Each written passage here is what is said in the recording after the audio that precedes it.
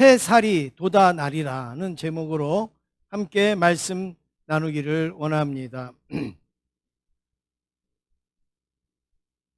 바벨론의 포로로 잡힌 이스라엘의 그 비극적인 역사를 가장 많이 보여주는 책, 가장 많은 내용, 가장 실감 있게 보여주는 그런 책이 있다면 바로 성경의 예레미야서라고 말할 수가 있습니다. 이 예레미야서는 그 포로 생활의 어려움을 그대로 보여주고 있는데, 여러분 포로 생활을 하는 70년의 포로 생활을 하는데 웃을 일이 있겠습니까? 그리고 즐거워할 일이 있겠습니까? 더욱이 감사할 일이 있겠습니까?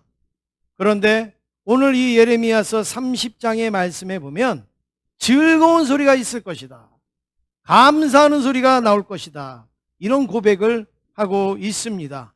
그래서 이 예레미야서 30장의 말씀을 별명을 지었는데 뭐라고 졌느냐?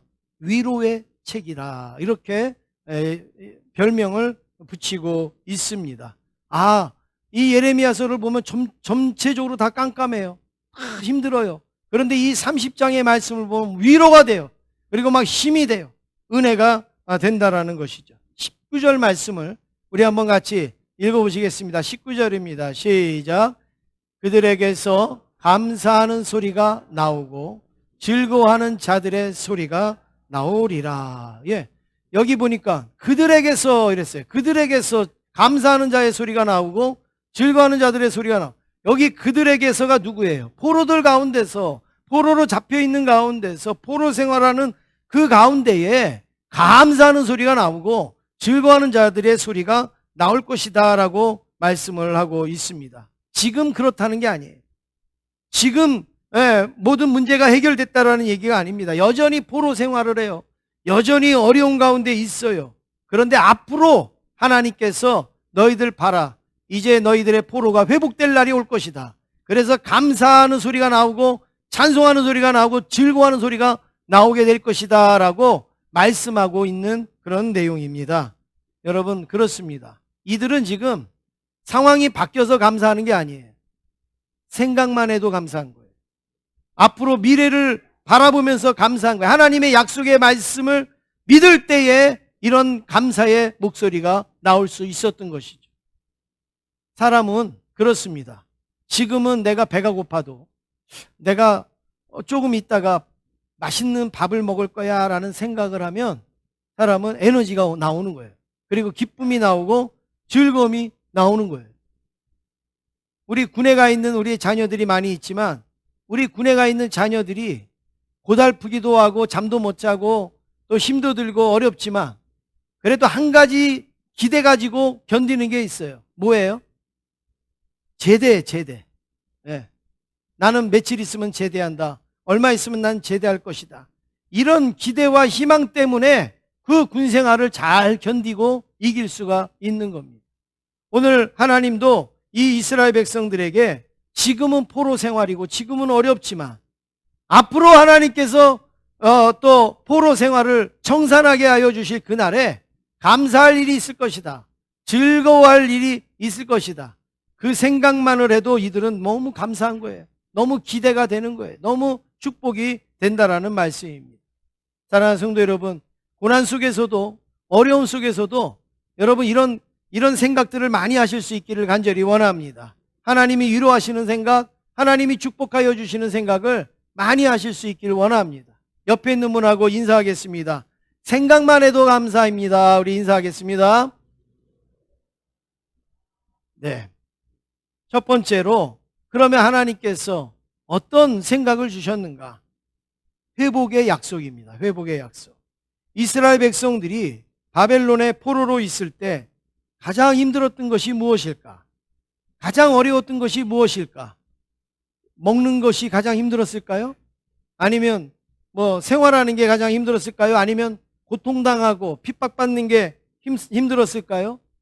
이스라엘 백성들이 가장 힘들었던 것은, 그런 것도 힘들었지만 더 힘든 게 한 것은 하나님 앞에 마음껏 예배드리지 못한 겁니다.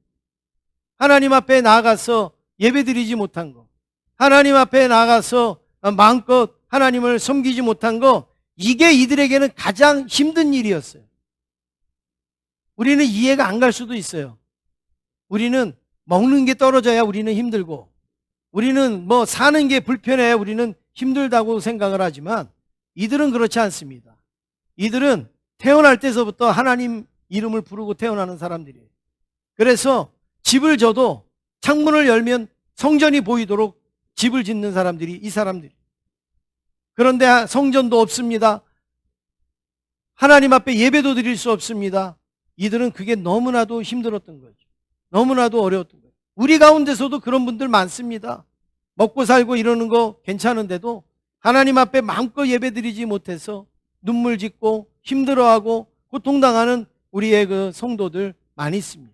저희 교회도 코로나19로 인하여서 또 여러 가지 사정으로 인하여서 하나님 앞에 예배드리지 못해서 주중에 와서 하나님 앞에 헌금을 드리고, 그리고 여기 와서 한참 눈물로 기도하다가 그리고 가시는 분들 많이 있습니다. 앞으로 예배 잘 드리면 되고, 앞으로 예배 드릴 수 있는 상황이 되면 드리면 되지 않겠어요? 그런데도 그게 아니지. 하나님 앞에 드리던 예배, 그 예배를 못 드릴 때의 그 마음, 그 심정, 그 아픔, 이것을 이스라엘 백성들은 가졌던 것이죠. 그래서 이 이스라엘 백성들이 포로로 잡혀가서 그 먼 거리에 떨어져 있으면서 하나님 앞에 예배를 드리지 못할 때 그 안타까운 마음, 하나님이 이들을 위로하시는데 뭐라고 위로하시는가? 18절 말씀 같이 읽겠습니다. 18절입니다. 시작. 여호와께서 말씀하시니 보라, 내가 야곱 장막의 포로들을 돌아오게 할 것이고 그 거처들의 사랑을 베풀 것이라. 성읍은 그 폐허가 된 언덕 위에 건축될 것이요 그 보루는 규정에 따라 사람이 살게 되리라. 아멘. 오늘 여기에서 먼저 살펴볼 것은, 우리 앞에 보니까 내가 야곱 장막의 포로들을 돌아오게 할 것이요, 이렇게 말합니다. 여기 야곱 장막의 포로들을 돌아오게 할 것이라 그랬는데, 여러분 야곱의 장막이 뭐예요? 야곱의 장막. 이 야곱의 장막은 바로 예루살렘을 말씀하는 내용입니다. 하나님께서 이 야곱의 장막, 예루살렘에서 떨어져 있고 하나님 앞에 온전히 예배를 못 드리는 그들을 다시 야곱의 장막으로 돌아오게 한다. 예루살렘으로 돌아오게 할 것이라고 하나님이 지금 회복을 약속해 주셨다라는 말씀입니다. 그 소식을 듣고 기뻐하는 거예요. 그 소식을 듣고 감사하는 거예요. 아직 이루어지지는 않았지만, 아직 그게 응답되지는 않았지만 하나님께서 하신다라고 하는 그 말씀만을 가지고도 이들은 기뻐하고 즐거워하고 있는 것입니다. 여러분, 오늘 저와 여러분들의 기도의 제목도 마찬가지입니다. 지금은 우리의 기도의 제목이지만 어느 순간에 그게 응답으로 나타날 줄로 믿습니다. 어느 순간에 하나님께서 그것을 이루신 기도의 제목이 될 줄로 믿습니다. 건강이 되었든 아니면 자녀의 문제가 되었든 그 외에 여러 가지 어려운 문제까지도 하나님께서 회복시켜 주실 줄로 믿습니다. 지금 내 상황이 중요한 게 아니에요. 지금 내 상황을 하나님께서 어떻게 회복시켜 주실 것인가, 이거를 믿고 바라보는 게 우리의 신앙 아니겠습니까? 우리의 모습이라는 거죠. 옆에 있는 분하고 한 번 더 인사하시겠습니다. 회복되시기를 원합니다. 우리는 무슨 문제인지는 몰라요. 어떤 일일지는 몰라요. 그러나 하나님이 회복시켜 주실 거기 때문에 우리는 회복하실 그 믿음을 갖고 오늘도 살아가는 것입니다. 두 번째로 사랑의 약속입니다. 이 사랑의 약속 때문에 이들이 감사하는 소리가 나오고 즐거워하는 소리가 나온다는 거예요. 하나님이 얼마나 뜨겁게 사랑하시는가. 오늘 18절 중반에 보니까 이렇게 말씀합니다. 그 거처들의 사랑을 베풀 것이라. 이들이 돌아오기만 하는 게 아니라 그 돌아온 그 백성들의 그 삶을 하나님께서 축복하실 것이다. 사랑을 베풀어 주실 것이라고 말씀을 합니다. 여기 거처들의 사랑을 베푼다라는 표현은 마치 어머니가 아이에게 그 젖먹이의 아이에게 젖을 먹이면서 그 가지는 그 뜨거운 사랑, 그 뜨거운 그 사랑, 이걸 말하고 있는 거죠. 성경적으로 보면 누가복음 15장에 보면 아버지를 떠나서 집을 나간 그 아들이 허랑방탕하고 다 재산을 탕진하고 돌아옴에도 불구하고 아버지는 여전히 나가서 기다리다가 그 아들을 품에 안고 손에 가락지를 껴주고 발에 신을 신겨주고 그리고 좋은 옷을 입혀주고 송아지도 잡고 그리고 잔치를 배설하라 그래서 잔치를 막 배설을 합니다. 이것을 못마땅하게 여긴 그 맏아들이 아버지에게 와서 막 원망을 합니다. 아버지, 나는 아버지 밑에서 열심히 충성했는데 아버지는 나에게 염소 한 마리도 안 잡아줬는데 저 아들은 아버지의 재산을 다 탕진하고 허랑방탕하고 자기 멋대로 살다가 돌아왔는데 아버지, 저 아들에게는 송아지를 잡습니까? 이러고 그 큰아들이 이야기할 때 아버지가 뜨거운 사랑으로 뭐라고 말합니까? 이거는 내가 가진 거는 다 네 것이고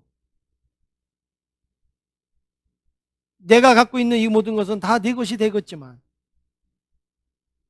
네 동생은 죽었다가 살아나지 않았냐? 잃어버렸다가 다시 찾은 동생 아니냐? 그게 사랑 아니겠어요? 그게 사랑. 네. 어떤 기능적으로 어떤 능률적으로 뭐가 있기 때문에 하는 사랑이 아니라 다 망하고 왔고 다 망하고 오고 다 방탕하고 오고 다 허비하고 왔어도 아버지가 볼 때는 잃어버렸던 아들을 찾은 거고 죽었던 아들을 다시 살아난 것으로 여겼다라는 말입니다. 사랑하는 성도 여러분, 하나님이 우리를 사랑하시는 것도 바로 그렇게 사랑하시는 거예요.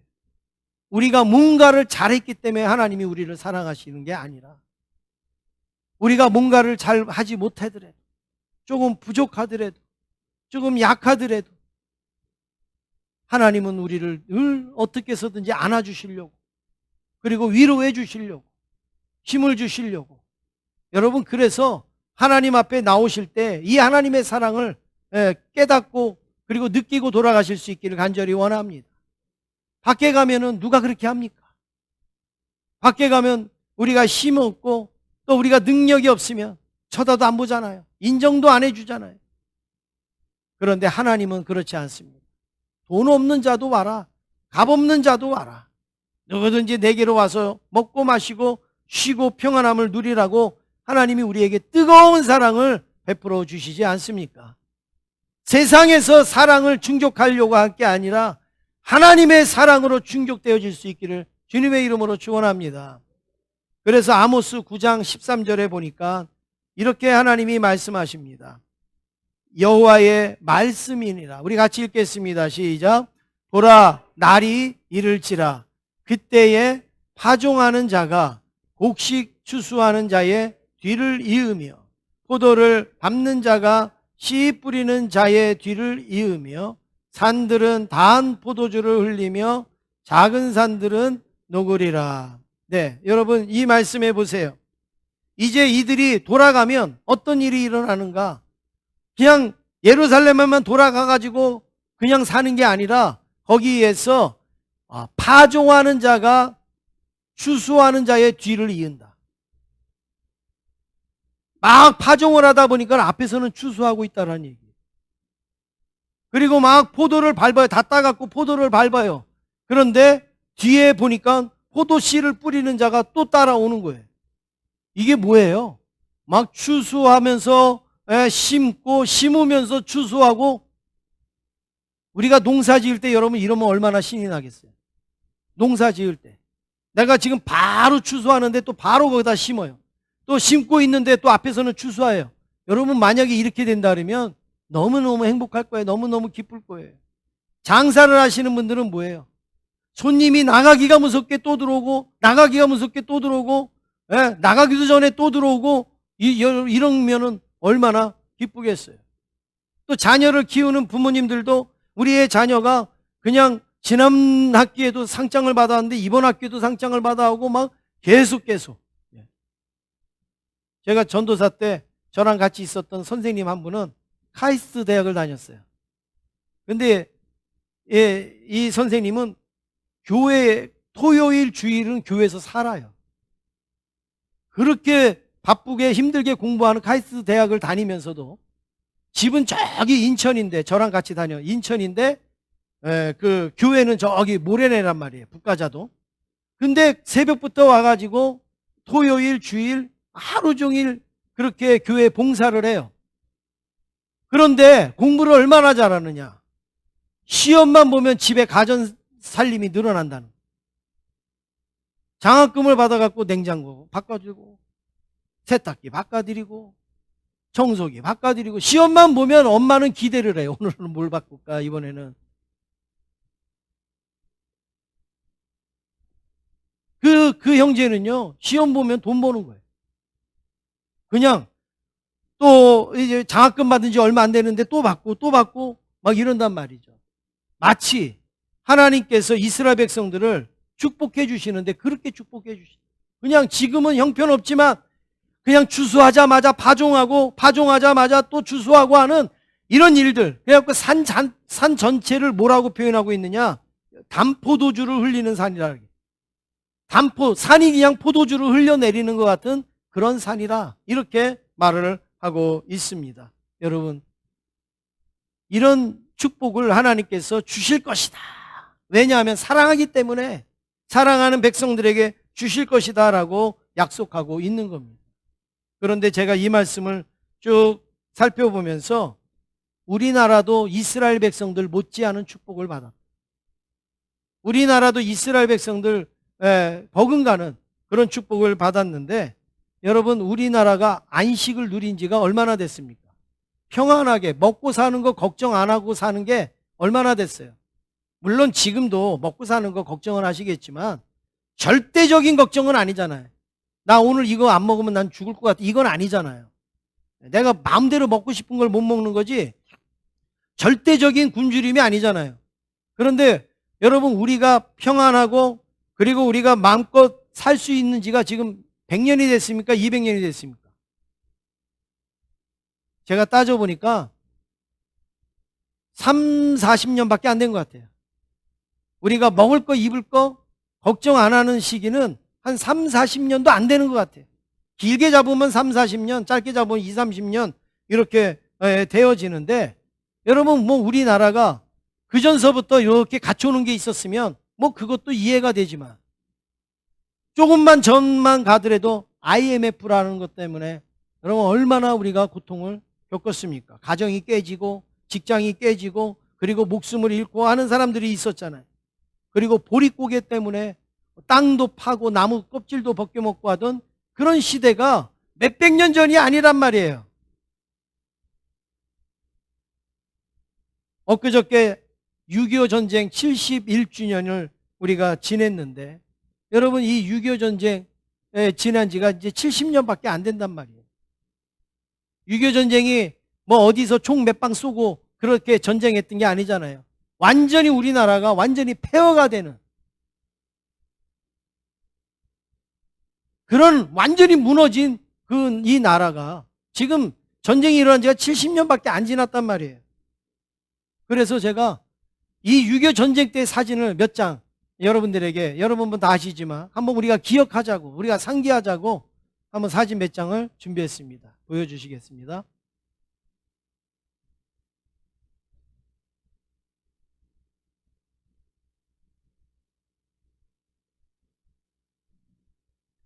뒤에는 탱크고 앞에는 젊은 아이가 또 동생을 업고 있고, 저렇게 여러분 주변에 보세요. 뭐가 있어요? 허허벌판이잖아요. 아무것도 없잖아요. 총만 맨 군인들, 인민군 뭐 이런 사람들밖에 더 있겠습니까? 그리고 길거리에는 완전히 시신이 저렇게 즐비하게. 우리 어머니도 개성에서 피해난 나오면서 하시는 말씀이, 사람을 안 밟으려고 해도 밟고 지나올 수밖에 없다. 사람을 밟지 않으려고 해도 밟을 수밖에 없었다는 거예요. 이런 나라가 여러분 또 그것뿐이에요. 조금만 더 가면은 일제 치하에 아주 지긋지긋한 그런 어려움이 있지 않았습니까? 그런데 지금 우리는 뭐예요? 담포도주를 흘리고 있잖아요. 지금 우리나라가 담포도주가 흘러넘치고 있지 않습니까? 우리에게 얼마나 큰 안식을 줬어요. 얼마나 큰 평안을 줬어요. 물론 개인의 아픔도 있고 또 개인의 어려움도 있지만 나라 전체적으로 볼 때 아무것도 없고 다 무너지고 폐허됐던 이 나라가 어떻게 이런 은혜를 누렸습니까? 골짜기마다 교회마다 모이는 곳마다 하나님의 은혜를 구하면서 기도할 때에 하나님께서 우리를 사랑해서 우리에게 이런 은혜를 주신 줄로 믿습니다. 우리 흔히 말하잖아요. 뭐 어떤 지도자가 좋은 지도자가 있었고 어떤 자원이 좋은 자원이 있었고 뭐 어떤 능력이 우리에게 있었습니까? 아무것도 없잖아요. 그런데 어떻게 이렇게 한 40년, 3, 40년 만에 하나님께서 이렇게 우리에게 왜 은혜를 주셨냐 말입니다. 외국에 많이 다니시는 분들 아니면 외국에 많이 안 가도 몇 번 다녀오신 분들이 동일하게 하시는 말씀이 있어요. 무슨 말씀이죠? 다른 나라에 가면 불편하다. 우리나라가 제일 편하다. 우리나라가 제일 편하대. 정말 그래요. 우리나라가 제일 편해. 얼마나 큰 축복입니까? 얼마나 큰 은혜입니까? 예. 하나님께서 막 우리나라의 담포도주가 막 흘러 넘치도록 하나님께서 그렇게 하시지 않았습니까? 한국 교회를 사랑하시고 우리 한국 교회 성도들을 사랑하셔서 하나님께서 이런 사랑으로 은혜를 베풀어 주신 줄로 믿습니다. 세 번째로 세움의 약속을 주셨기 때문에 이들이 감사하고 그리고 즐거워하는 것이죠. 70년의 포로 생활, 이스라엘 백성들도 70년의 포로 생활을 했습니다. 그런데 다시 예루살렘에 돌아온 후에 이제 폐허가 된 성읍을 건축하게 된다는 거예요. 돌아오기만 하는 게 아니에요. 그냥 그리운 고향에 돌아온 것만으로 만족하는 게 아니라 그 폐허가 된 성읍을 다시 하나님이 세워주신다는 거예요. 다시 일으켜 주신다는 것을 약속하고 있습니다. 오늘 18절 하반절에 보니까 성읍은 그 폐허가 된 언덕 위에 건축될 것이요. 성읍은 그 폐허가 된 언덕 위에 다시금 건축될 것이라 라고 말씀합니다. 여러분 그렇습니다. 돌아오는 것만도 감사한데 다시 나라를 찾은 것만도 감사한데 그 폐허가 된 언덕 위에 그 다시 하나님의 성전을 건축하게 되겠다고 말씀합니다. 우리 대한민국도 여러분 제가 이제 이 6월 달은 호국의 달이고 또 우리가 나라를 생각하고 6.25도 있고 해서 제가 이 말씀을 드리는 겁니다. 대한민국을 세계에서 뭐라고 부르는가? 요즘은 이제 그것도 안 불러요. 예, 이제는 벌써 지났어요. 예전에 제가 어릴 때만 해도 대한민국을 뭐라 불렀는가? 한강의 기적을 일으킨 나라라. 그랬죠, 여러분? 요즘은 이런 말 쓰지도 않아요. 왜냐하면 이제는 기적이 아니에요. 이제는 당연한 일이 된 거예요. 그런데 몇십 년 전만 해도 한강의 기적을 이뤘다. 저게 외국이 아닙니다. 우리나라잖아요. 우리나라 지금 한국이에요, 한국. 제가 저 사진을 찾으려고 이렇게 준비를 하다가 보니까 좀 우리나라의 이 서울의 전경을 좀 멋있게 찍은 좀 사진 작가들이 좀 많이 나오면 좋겠어요. 외국의 도시들은 잘 찍었는데 아니 우리나라 실질적인 우리나라의 모습보다 좀 더 멋있게 좀 찍어야 되잖아요. 더 웅장하게 찍어야 되는데 그런 사진이 별로 없어요. 네, 안타까워요. 여러분 사실 저 사진보다 우리가 서울에 가보면요 더 화려하잖아요. 네, 더 멋있잖아요. 근데 아직 사진이 그렇지가 못해서 좀 아쉬운데 여러분 우리나라도 그냥 어떻게 하다가 이렇게 지금 성장했다 그러면 뭐 그럴 수가 있어요. 그런데 6.25 전쟁 지난 후에 폐허를 보면서 그 폐허 그 돌들을 치우면서 우리나라가 뭐라고 외쳤습니까? 잘 살아보세요. 잘 살아보세요. 요즘 이제 대통령 후보들이 나오고 하는데 대통령 후보가 공약으로 잘 살아보세요 이렇게 얘기하면 여러분 뭐라 그러겠어요? 웃기네. 지금 시대가 언젠데 지금 잘 사는 게 문제가 아니라 얼마나 가치 있게 사느냐, 얼마나 우리가 인간답게 사느냐, 얼마나 우리가 평등하게 사느냐, 얼마나 우리가 효율적으로 사느냐, 이런 거를 제시해야지. 자, 이제 제가 대통령 되면 잘 살게 해드리겠습니다. 여러분 밥 하루에 3끼 먹게 해드리겠습니다. 만약에 대통령이 이런 공약한다 그러면 뭐 우스운 대통령이 되겠죠. 이미 우리는 잘 사는 문제는 지났어요. 그러나 우리도 몇십 년 전에는요, 잘 살아보세요, 잘 살아보세요, 눈물 흘리면서 이렇게 구호를 외친 적이 있단 말이죠. 건물도 없고 집도 없고 다 무너졌었잖아요. 그런데 어느 날 다 세워졌어요. 지금 다 세워졌어요. 너무너무 멋있게, 너무너무 빨리 고도의 성장을 하고 있지 않습니까? 우리가 체감하지 못할 정도로 성장을 했습니다. 세계는요, 우리 대한민국을 보면서 놀랍니다. 세계는 우리 대한민국을 보면서요, 경악을 금치를 못해요. 요즘에 한국의 것은 무엇이든지 다 좋아하는 시대가 됐어요. 제가 예를 들면 한국의 스포츠 세계인들이 다 좋아하고 놀라워합니다. 한국의 드라마 북한에서도 보잖아요. 북한에서. 아프리카, 뭐 동남아시아 가릴 것 없이 한국의 드라마 다 나옵니다. 한국의 노래 세계 1위입니다. 세계 1위. 만약에 여러분 영국 사람이 노벨 물리학상을 받았어요. 그러면 그 노벨 그 물리학상 1등 나라는 영국이죠. 그러면 우리나라 BTS가 세계 이 차트에 1위를 한단 말이에요. 그러면요, 우리나라가 노래가 1등이에요. 우리는 무슨 노래인지도 몰라요. 근데 세계 사람들은 열광을 한단 말이에요. 우리 한국이 이렇게 된 거예요. 한국의 춤, 댄스. 한국 춤 배우려고 얼마나 노력합니까? 한국의 태권도, 이건 뭐 말할 것도 없는 거죠. 선교사님들도요, 태권도를 배웠다고 하는 선교사님한테는 강도가 진입 안 한대요. 벌써 자기들도 아는 거예요. 한국의 음식, 한국 음식 한번 먹어보고 막 그거 좋다고 영상 올리고 막 자랑하고, 옛날에는 마늘 냄새 난다고 가까이도 안 가고 하던 그 사람들, 지금은 한국 음식이 아주 자기네들의 어떤 꿈이 됐어요. 꿈. 한국의 예능, 우리나라 예능 프로그램 전 세계가 다 보고 따라하고 좋아합니다. 한국의 문화, 심지어는 한국의 교회까지.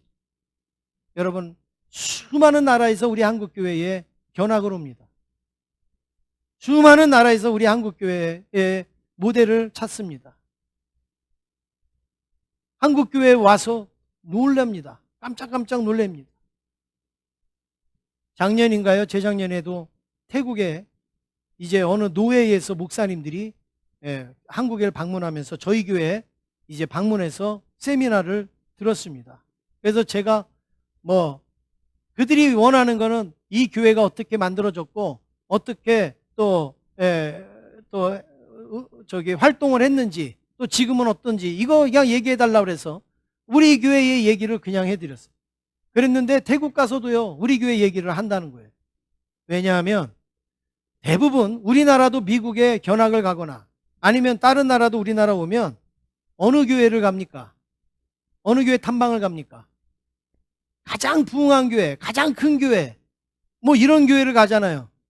그런데 여러분, 소용없어요. 저도 혹시 미국에 가서 교회들을 탐방하게 되면 저 윌리어 클릭 교회나 세들백 교회나 저 이런 교회 가보기도 하겠지만 저는 별 어떤 기대 안 하고 갑니다. 오히려 한 400~500명 모이는 교회, 한 1000명 정도 모이는 교회, 어렵게 시작해가지고 그리고 차곡차곡 부흥한 교회, 저는 이런 교회를 가고 싶습니다. 왜냐하면 여러분, 내 집에 10,000원도 없는 사람이 1,000억을 번 사람한테 가서 그 원리를 배운다고 그게 도움이 되겠어요? 10,000원도 없는 사람은요, 100만 원 어떻게 벌었는지를 가서 배워야지 도움이 될 거 아니겠어요? 태국에 있는 목회자들도 마찬가지. 저희 교회 와서 이제 세미나 듣는데, 우리 교회 왜 무슨 은혜를 받았는가? 한국 교회는 그냥 무조건 다 크고 무조건 다 그냥 성장한 그런 교회인 줄 알았다는 거예요. 그 과정 속에 그런 어떤 기도와 그런 어떤 헌신과 그런 어떤 이 하나님의 은혜와 손길이 있었다라고 생각을 못했다라는 거예요. 한국 교회 그러면 큰 교회, 한국 교회 그러면 대단한 교회, 이렇게 생각을 했다라는 거예요. 그런데 우리 한국 교회도 세워질 때 다 눈물이 있었고 헌신이 있었고 수고가 있었다라는 그 이야기를 듣고 자기들이 용기를 얻었다라는 거죠. 우리들도 할 수가 있겠구나, 우리들도 가능하겠구나라는 희망을 갖게 되었다라는 말입니다. 한국의 교회 60년, 70년 전만 해도요, 가만히 깔고 예배드리던 교회 아니에요. 천막 치고 예배드리던 교회. 뭐 천막도 그것도 감사한 거였죠. 그런데 우리 한국교회가 어떻게 이렇게 세계 교회의 모범이 되어지고 그리고 부러움의 대상이 되었겠습니까? 6.25 참전 용사들이 우리나라에 오면 기절초풍을 한다는 겁니다. 자기들이 떠날 때는 눈물을 흘리고 떠난 거예요. 이 나라가 너무 불쌍한 거죠. 이 나라가 이제 앞으로 살아갈 걸 보니까 너무나 안타까운 거죠. 그런데 자기들이 다시 돌아와 보니까 자기들보다도 더 잘 살고 있는 것을 눈으로 보는 거예요. 그랬을 때도 감격해서 눈물을 흘리는 그런 일들을 보게 되는 것입니다. 여러분, 그렇습니다. 지금도 선교 현장에 가보면요, 그 아이들이나 아니면 어른들이요, 핸드폰을 들고 저한테 와요. 그리고 이걸 보여줘요. 핸드폰이 있다는 걸 자랑하는 게 아니에요. 뭘 자랑할까요? 이거 삼성이래. 삼성, 갤럭시 막 이런. 우리가 볼 때는 지금 쓰지도 않고 아주 오래되고 찌그러지고 깨지고 한 갤럭시인데도 이거 삼성 갤럭시. 집에 가서도 에어컨이 있어요. 에어컨 대단하죠. 그런데 저거 LG래, LG. 제가 학교 다닐 때 우리나라 녹음기 들고 다니면 창피해갖고 꺼내지도 못했어요. 소니나 뭐 샤프나 일제 이거 꺼내고 다녀야 뭐 마이마이 막 이래야 막 그랬잖아요. 요즘 누가 일제라고 자랑하는 사람 누가 있습니까? 아무도 없죠. 오히려 삼성, LG 이러면 그게 자랑거리잖아요. 그런데 여러분, 그 사람들이 그렇게 자랑하게 여기는 거 우린 집에요 수두룩히 쌓여 있어요. 밥솥, 뭐 전자레인지 뭐 해가지고 뭐든지 뭐 우리는 다 LG고 다 삼성이고 다 그렇잖아요. 어떻게 이렇게 축복을 누리게 됐습니까? 하나님께서 우리에게 이런 은혜를 다시 세워주시겠다고 하는 이런 축복을 주셨기 때문에 가능한 줄로 믿습니다. 마지막으로 네 번째, 감사할 수밖에 없는 이유예요. 그래서 우리는 감사할 수밖에 없는 이유가 있는데, 일반적으로 행복의 조건을 이야기하면 거주할 나라가 있다든지, 아니면 내가 머물 수 있는 집이 있다든지, 아니면 내가 먹고 사는데 별 문제가 없으면 행복의 기본 조건을 갖추었다라고 말을 하는 겁니다.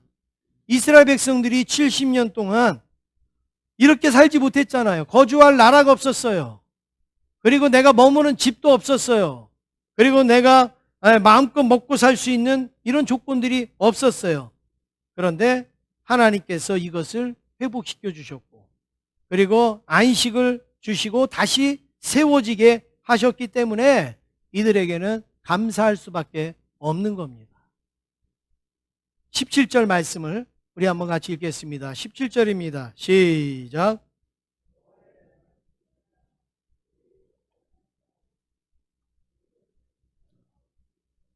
내가 너의 상처로부터 새 살이 돋아나게 하여 너를 고쳐 주리라.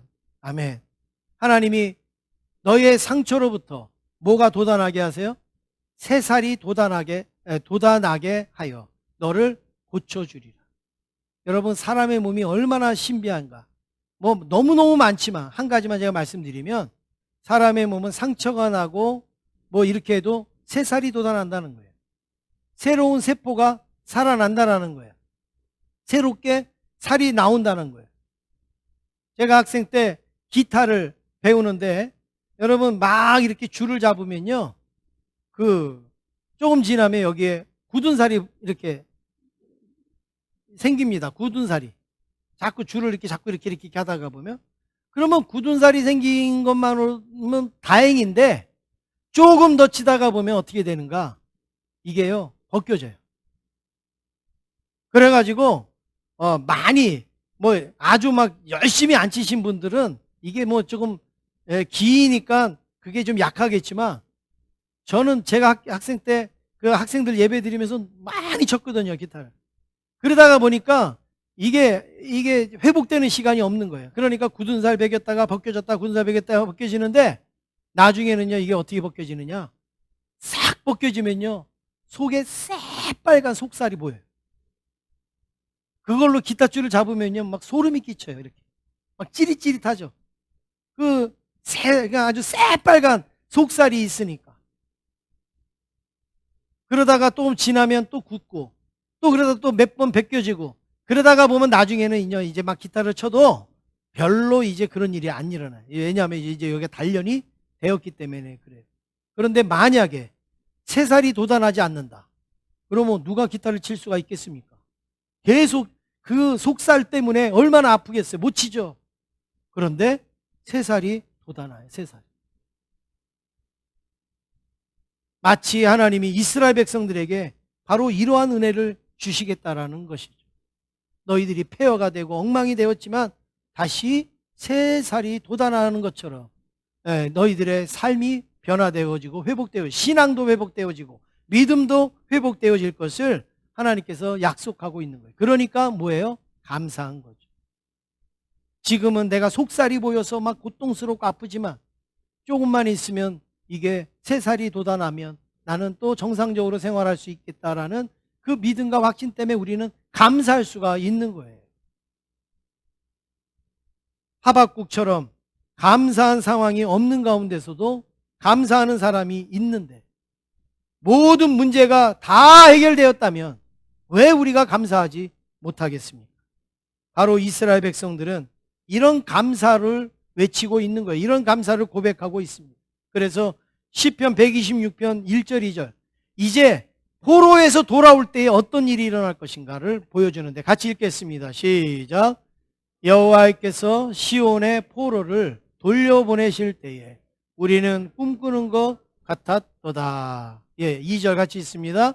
그때에 우리 입에는 웃음이 가득하고 우리 혀에는 찬양이 찼었도다. 그때에 문나라 가운데에서 말하기를 여호와께서 그들을 위하여 큰 일을 행하셨다 하였도다. 아멘. 포로로 잡혀왔다가 다시 돌아갈 때 마치 뭐 하는 것 같다고요? 꿈꾸는 것 같다. 이게 생시야 뭐야? 꿈꾸는 것 같다 고백을 하면서 입에는 자연스럽게 뭐가 가득하다고요? 웃음이 가득해. 그리고 혀에는 막 찬양이 찼다. 왜냐하면 하나님께서 우리를 위하여 큰 일을 행하셨기 때문에, 큰 역사를 이루셨기 때문에. 하나님이 큰 역사 이루지 않았으면 오늘 저와 여러분 이렇게 우리가 마음껏 예배 못 드립니다. 아직도 땅 파고 있어야 될지 몰라요. 아직도 고난 속에서 헤매고 있어야 될지 몰라요. 그런데 하나님께서 세계 역사에 유례없는 이런 축복을 저에게 주신 거죠. 제가 초등학교 6학년 때 정말 자랑스러운 상을 탄 적이 있습니다. 여러분, 뭐 우등상 뭐 이런 거는 내가 열심히 좀 하고 하면 얼마든지 탈 수가 있어요. 뭐 그게 그렇게 대단한 상은 아니에요. 그거 한 번도 못 타신 분들한테는 대단한 상이겠지만, 그거 뭐 많이 타시는 분들한테는 대단한 상이 아닌데, 정말 아무나 받을 수 없는 상을 제가 받은 적이 있어요. 제가 자랑하는 게 아니고 그 상황에 그런 걸 상을 줬다라는 게 그게 기가 막혀서 말씀을 드리는 거예요. 제가 무슨 상을 받았는가? 예, 근면절약상을 받았어요. 6학년 때. 그때 무슨 일이 있었는가?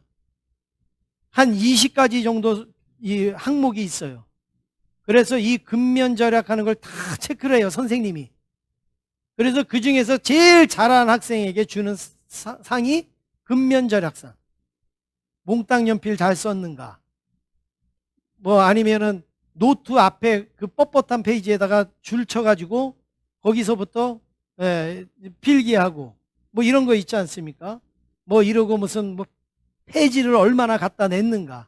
뭐 이런 한 20가지 정도를 쫙 체크를 합니다. 그래가지고 거기에서 성적이 제일 좋은 학생에게 그 상장을 주는데 제가 대표로 받은 거예요.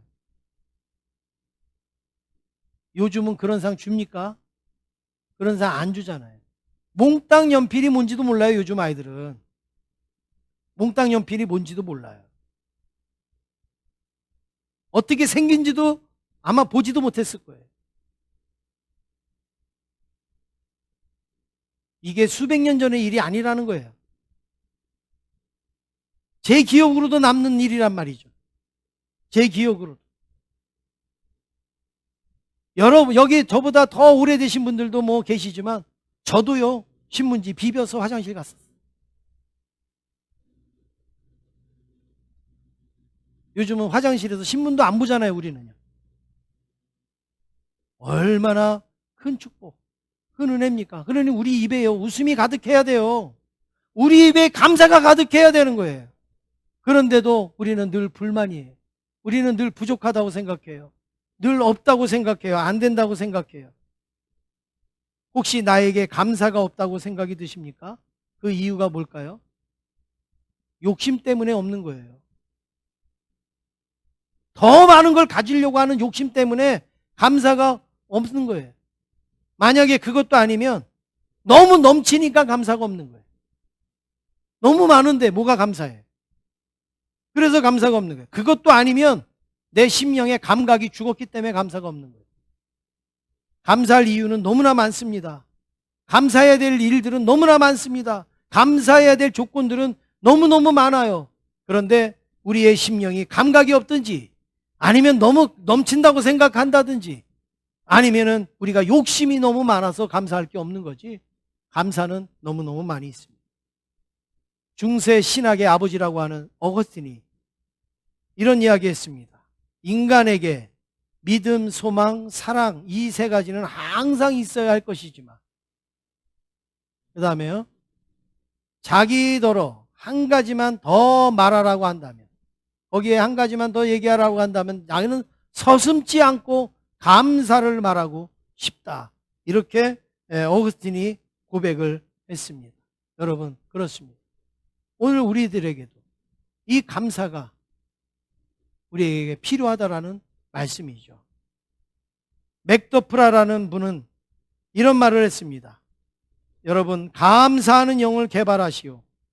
그러면 그대는 영원한 잔치를 즐길 것이요. 감사가 없는 게 아니라 감사가 있는데 내가 감사하는 영을 개발하지 않았다는 거예요. 그래서 감사를 감사로 모른다라는 겁니다. 개발하면 늘어나는 거예요. 개발하면 커지는 거예요. 탁구 못 치는 사람도 자꾸 탁구 배우면요, 탁구 잘 쳐요. 테니스 못 치는 분도 자꾸 테니스장 데리고 다니면 테니스 잘 쳐요. 컴퓨터 못 하시는 분도 자꾸 컴퓨터 시키면 컴퓨터 늘어나요. 감사도 똑같다 이거예요. 감사도. 자꾸 감사하도록 훈련하고 감사하도록 자꾸 우리가 연습하고 하면 감사도 늘어난다는 거예요. 늘어나는 거예요. 감사거리가 없는 게 아니라 감사하지 않아서 연습하지 아니하고 훈련하지 않아서 감사가 없다라는 말씀입니다. 감사할 줄 모르면 감사하도록 배우시는 저와 여러분 되기를 원합니다. 이것도 배우고 저것도 배우고 싶은데 왜 감사하는 건 배우지 않냔 말이에요. 저 사람은 많이 가져서 감사하는 게 아니에요. 저 사람은 많은 능력이 있어서 감사하는 게 아니에요. 그 사람은 적은 것 가지고도 감사하는 훈련이 되어져 있기 때문에 감사한다라는 말입니다. 다른 분들의 감사도 보시고 또 성경의 감사도 보시면서 나도 감사하는 사람이 돼야 되겠다라는 이 노력과 이런 연습이 저와 여러분에게 있기를 원합니다. 그러면 조금 지나면 어떻게 될까요? 감사 덩어리가 되는 거예요. 우리 제자교회 성도들은 전부 감사 덩어리가 되는 것입니다. 사랑하는 성도 여러분, 이제 우리도 코로나19 시대에 굉장히 어렵고 힘든 시기를 보내지만 그런 가운데서도 감사를 개발하실 수 있기를 간절히 원합니다. 감사를 찾아낼 수 있기를 간절히 원합니다. 상반기 동안 하나님께서 크신 은혜를 더하여 주셨어요. 우리 성도들에게 큰 어려움도 또 여러 가지 큰 문제도 별로 없고 또 우리가 하나님 앞에 예배드리는 일에도 또 여러분들이 힘을 내서 예배드릴 수 있어서 감사를 드리고 우리 교회 지나오는 날들을 보면 참 하나님이 조금씩 이렇게 저렇게 하나님이 채워주시는 그런 은혜를 생각할 때 얼마나 감사합니까? 상반기의 은혜를 들고 하나님 앞에 드리는 예배가 맥주 감사주일. 다음 주일이 우리가 맥주 감사주일인데 많은 열매 맺는 게 좋은 게 아니라 좋은 열매를 많이 맺을 수 있는 우리 제자교회 또 여러분 성도님 되시기를 주님의 이름으로 축원합니다.